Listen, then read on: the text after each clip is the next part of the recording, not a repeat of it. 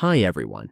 In today's tutorial, we will show you how to upscale a video in Canva.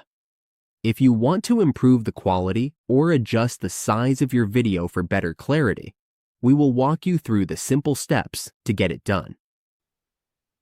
In your Canva dashboard, let's say we have a project and we want to upscale a video. The first thing we need to do is upload a video.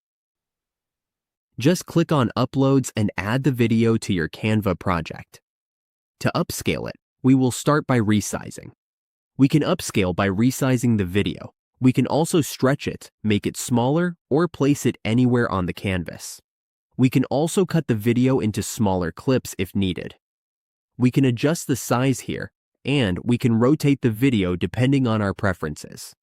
It is also possible to remove the background from the video. We can adjust the speed of the video as well. Now, to adjust the quality, all we need to do is click here. Once we are here, just click Download. From here, we can adjust the quality. Just make sure we have the business plan to access this feature. Once that is set, we can go ahead and click Download. And that is how we can upscale a video in Canva. With just a few simple adjustments, we can make our videos look sharper and more professional.